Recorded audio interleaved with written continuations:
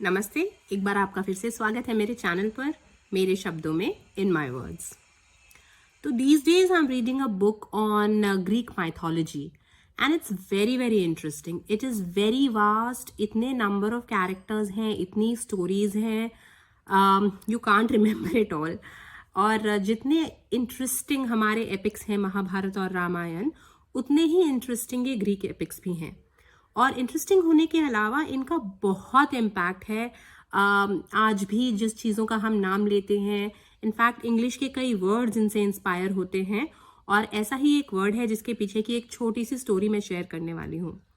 तो आपने एक वर्ड सुना होगा इंग्लिश में, टैंटलाइजिंग, राइट? सो टैंटलाइजिंग का क्या मीनिंग है कि किसी को किसी चीज़ के लिए टैंटलाइज करना, तरसाना, चिढ़ाना, उसके वो चीज़ बहुत पास होना लेकिन वो चीज़ उसे मिल ना पाना, तो वो टैंटलाइज हो रहा है।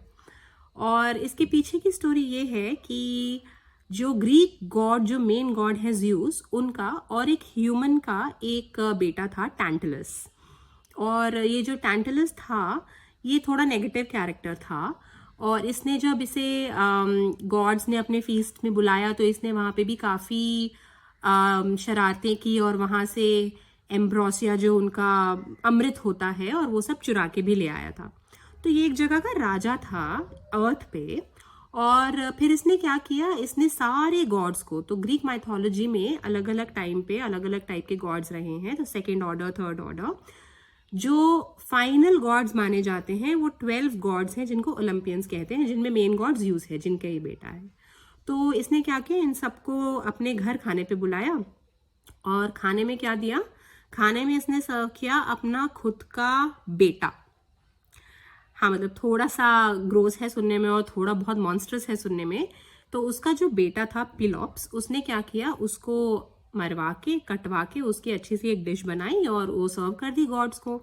अब सब गॉड्स को समझ में आ गया कि कुछ तो गड़बड़ है खाने से पहले, सो किसी ने नहीं खाया।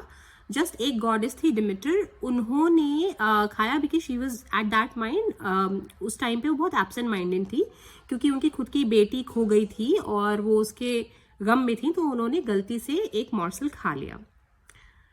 तो जब सब गॉड्स को पता चला कि हाँ इसने इतना गंदा काम किया है कि अपने ही बेटे को मार के और हमको सर्व कर दिया है, तो obviously they were very upset and very angry. तो गॉड ज़्यूस ने उसके बेटे को तो रिवाइव कर दिया, वापस से उसको जिंदा कर दिया, लेकिन टैंटलस को काफी कड़ी सजा दी और उसको टार्टरस भेज दिया। टार्टरस जैसे हमारे यहाँ कहते हैं ना पाताल लोक, नर्क लोक, नर्क में भी जो सबसे ज्यादा भयानक सजा जहाँ मिलती है, तो एक तरह से ग्रीक माइथोलॉजी में जहाँ पे सबसे ज्यादा भयानक सजा मिलती है वो है टार्टरस। तो it's like under the depth of the earth. तो वहां पे उनको भेज दिया और वहां पे उनको till the end of time, till eternity, Tantalus को रहना था एक लेक में जो उनकी कमर तक आता था और उनके सर के ठीक ऊपर ऐसे फ्रूट्स बहुत सारे डालियां लटक रही होती थी। So he was perennially very hungry and very thirsty, लेकिन जब वो जैसे ही खाना फ्रूट चाहते थे तो वो डालियां उनसे दूर चली जाती थी और जैसे ही पानी पीने चाहते थे तो वो पानी दूर चला जाता था।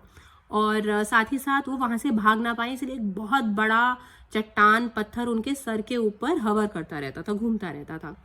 तो ये सजा उन्हें एटर्निटी के लिए मिली है और इसलिए कहते हैं कि जैसे वो फ्रूट और वो वाटर उनके लिए टैंटलाइजिंग था, तो वो टैंटलस उसके नाम से ये वर्ड बना, टैंटलाइजिंग।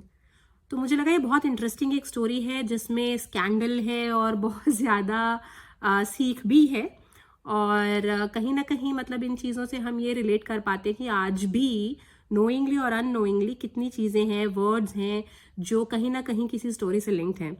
So I hope you liked the story. I'll keep trying to share more with you. See you. Thank you. Bye.